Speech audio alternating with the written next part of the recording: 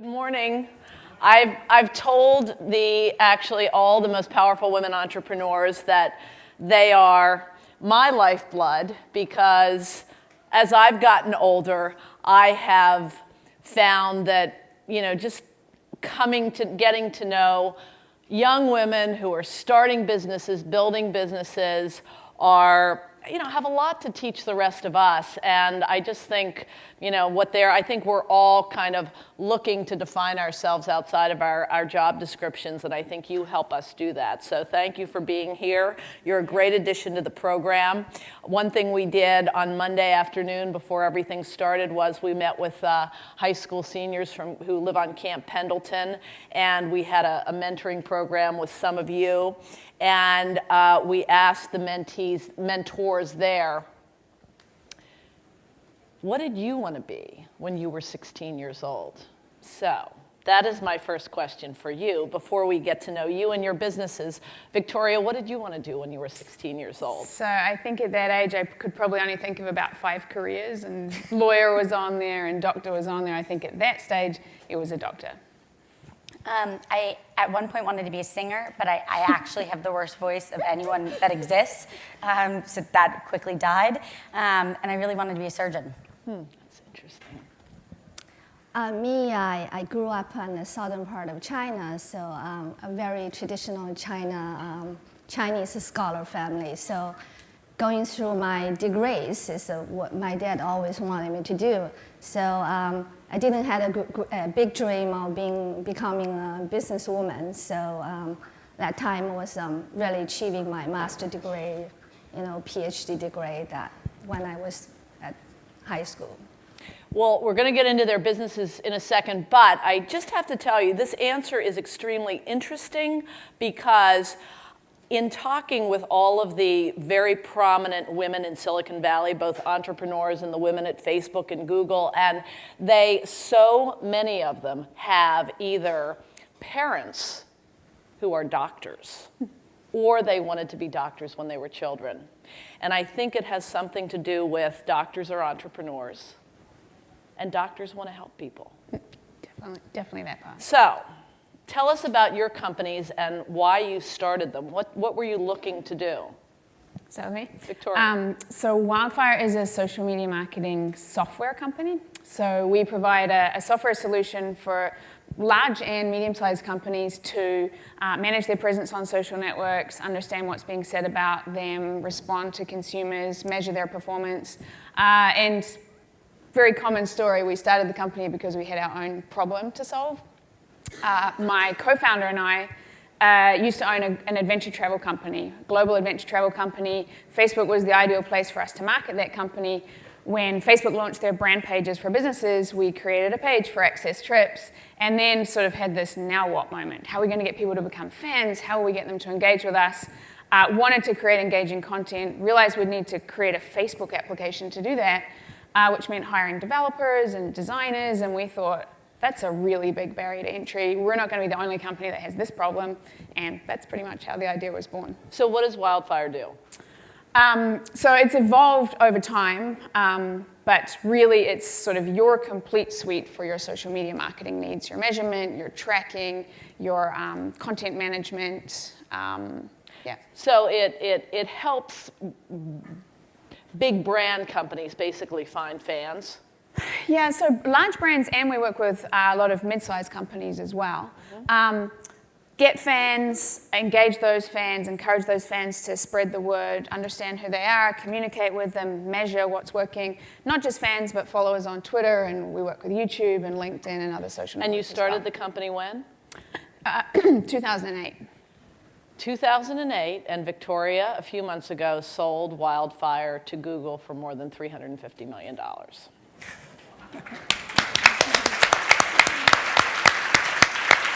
That's powerful. So, Alexa, top that. I can't at all. So I run a company called LearnVest. We're in New York City. Similar problem. I had my own issue. I graduated from Harvard, went to go work at Morgan Stanley, and was going back to Harvard Business School. And I just said, God, I don't know what to do with my own personal finances. And I knew that it was something that I didn't want to be bad at, right? I just kind of wanted to know how to maximize my own finances. And there just wasn't a great place to go. And the more I started talking to people, and it became a real passion, I just started talking to everyone I knew, my peers, male and female, and found that no one knew what to do with basic things like what's a credit score exactly, and my IRA. And long story short, I wrote a 75-page business plan, which was a really long process and probably didn't even get me anywhere. But when I went back to business school in the fall of 2008, the economy was falling apart, Lehman Brothers was going under, and I ended up winning a business plan competition out of Silicon Valley to create a company that would make getting access to experts as easy as doing something like joining a gym. So just the ability to get trusted access to an expert to look at your finances and just tell you what to do. And it's now been 3 years. We've raised $25 million from Excel Venture Partners. And we're now, and we just announced about 2 weeks ago, we're a registered investment advisor. And what we do as a business is a customer can come, they can pay a small fee, $350 to $600 a year, and they get unlimited access to their own certified financial planner who works for us, who literally reviews every aspect of their financial life. They're on call for you via phone and email, and they tell you what you need to do with your money. And I think my real passion for it is that financial planning shouldn't be a luxury. It just shouldn't be. And 99% of the country doesn't really have access to an expert because most of us, particularly young people, if you don't have a lot of assets, a lot of people aren't asking for your hand as an advisor. And so that's what we're trying to do, try to make personal finance accessible to millions of people here. Shunee, CSOFT International. Why did you start? What is it and why did you start it? Well, Pattie, first of all, I want to say it just couldn't be a better way to celebrate my birthday today on the stage. Happy birthday to Shunee. It's such a great honor, recognition around all the rest of selected most powerful women entrepreneurs of this year. So I want to thank Pattie, Stephanie, and Andy brought me into this community. So thank you very much. Yes, Shunee has been involved in our China expansion. Yes. So thank you. So before I telling your story how I started CSOFT, I want to talk a little bit about what CSOFT does. CSOFT stands for Communications of Foreign Trade. So we are the leading language technology localization communication service headquartered in Beijing, China. And we provide customized globalization strategy execution for our customers around the world in our worldwide product deployment. So basically, we translate our customers' product technologically, linguistically, and culturally in each different locale. So we serving a lot of Fortune 500 customers, and someone in the audience, in their worldwide product releases. So by giving them customized language engineering and creative marketing. So how I started CSOFT. Starting my own business was never something I had planned for in my life. I didn't really have a huge ambition to become a businesswoman. And before CSOFT, I was an executive vice president for APAC for a NASDAQ-listed company headquartered in Massachusetts. So my last assignment was doing a little fundraising in China, basically bring local China investment into potentially spring out a China subsidiary. So the deal didn't go through, and I found myself pregnant. So the next thing I lost my job. So women do extraordinary things out of desperation. So at the same year I had my boy, I started CSOFT with a handful of my Chinese colleagues out of a 2-bedroom apartment at Soho, China, Beijing, actually. I still remember we had our server sitting on the stove kitchen. So today, CSOFT with more than 450 employees around the world. We're operating more than 14 different locations. We're really delivering, we call local sophistication in our customers' worldwide product releases. So Pattie, I just want to really I express to you then before coming on the stage. I'm overwhelmed a bit. This is my first women-exclusive kind of forum I'm attending. And I want to echo the theme of this year's summit, the talent, the idea transformation. I think how I started the business is probably part of my destination in life. But how we are doing now at CSOFT, I think a lot more extraordinary. Even we're headquartered in Beijing, China, we're building a truly global organization. So my management team in different nationalities. I have 25 different nationalities working in our Beijing office. So this is... Thank you. That's terrific. And what strikes me about all three of you is you were all working at big companies. You were working for a very large company based in the United States. Victoria and Alexa were both working at Morgan Stanley. These big companies couldn't keep these really talented women. And these big companies, don't all of you from big companies want to have an entrepreneurial culture, and don't you all talk about entrepreneurialism? So what were the big companies not doing, and how might they have been able to let you do inside what you've done on the outside? In my case, I would say, so I was a financial analyst at Morgan Stanley, so the lowest of the low on the totem pole, I guess, which was absolutely fine. I think, coming straight out of college, it was absolutely fine. I think if I worked my butt off and it wasn't the most, exciting work, my problem was that as I looked up the ladder, that didn't look like it was going to fulfill me. So I think for me, it was less about, you need to give me my dream job right now. I think some young people feel like that. I didn't. But I needed to see a path that if I progressed, I was going to really be, it was about passion and being really excited about what I was doing. And I guess as I looked up the ladder, I didn't feel like I was going to be really fulfilled by that. And then you were at Harvard Business School and you were racking up student loans. Yeah, and then I went and started a company in the middle of the Great Recession. So well, it worked. I guess I didn't worry about that, huh? Yeah. Alexa, what about you? You were at Morgan Stanley. Yeah, it's so funny. We were both at Morgan Stanley, and then we both went to Harvard Business School, and we just missed each other, which is so interesting. I think my big thing is I just wanted to get out of bed every morning and feel like I was making a difference. And so for me, my career path, what I needed in it was a mix of utilizing my talent so that I could feel like I was doing a really good job every day, whatever it may be. But also I wanted to do something that would really make a difference. And I think I'd sort of figured that out for myself in my early 20s, that fulfillment for me was just going to be getting out of bed and feeling like I was doing something bigger than just myself. And so, as like a trader at Morgan Stanley, I just didn't really get that. And so I think they did a good job for me. It was just more of that, I didn't have that, wow, I'm really making a difference and helping people. And so that was just something that was critical for me to be really happy. And then you went to Harvard Business School, and you actually raised about how much money for your company while you were in school, and then dropped out. Yeah, so I fall of 2008, the world was turning, upside down, and I did something that was totally nuts, which is I literally walked into the admissions office without even raising $1 yet, just knowing that I really believed in my business and that I was going to find a way to build it come hell or high water. And I literally dropped out in the heart of the recession, which my mom, I called her and she said, Alexa, you've always kept me on your toes.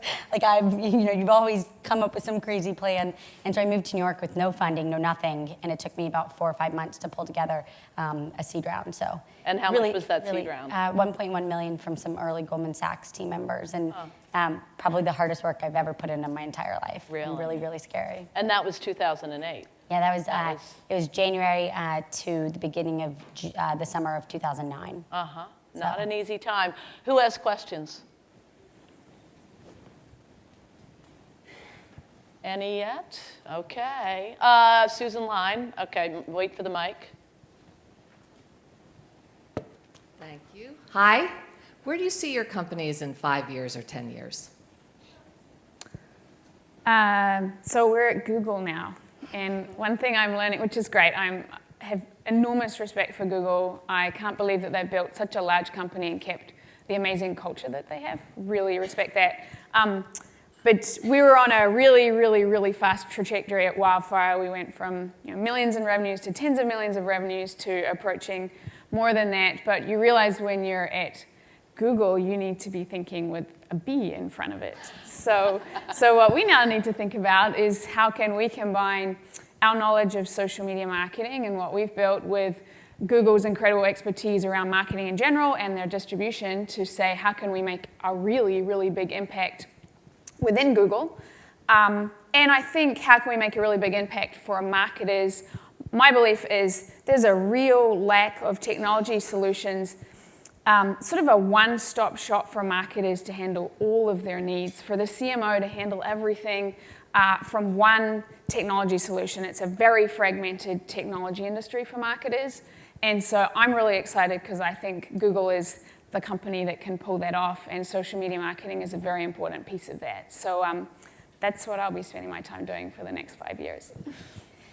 So I'm a lot earlier sort of in the game than Victoria, but my dream is I would love to build a brand that can be as big as a consumer brand like a Weight Watchers that's extremely accessible to millions and millions of women across the country to provide financial advice. So you think about Weight Watchers, you have a plan, you go, you get points, it's a process, and they give you access to experts. And what if we could do something like that to make money, this topic that everyone cringes over and no one feels great about, but yet it affects every day of our lives until the day we die.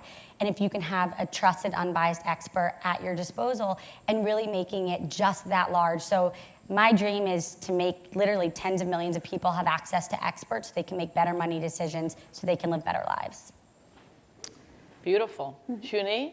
So I know we talk a lot about how the world becomes so smaller while we're all getting so close and connected.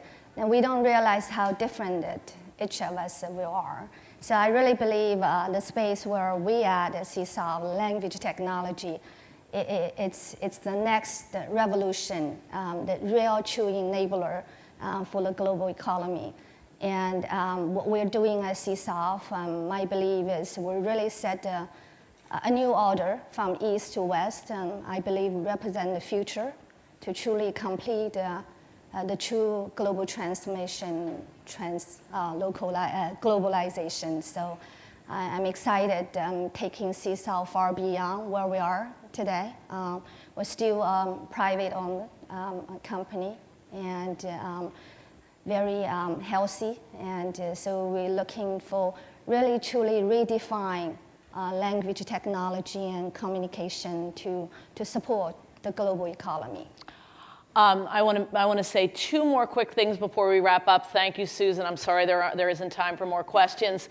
In case you were wondering if these women can do it all, I'll remind you that Shunee had her son, who is now 9, when she was pregnant when she was starting her company. Victoria, I met a couple of years ago when she told me that her husband also works at Wildfire. She's the CEO. And she said, yeah, we're engaged, but we've been engaged for like a few years and we haven't had time to get married. When are you getting married? March, yay. Wonderful. And Alexa, you're getting married when? In March. We've discovered that we're kind of twins. So congratulations, both of you. Happy birthday. And I want to give a special thanks.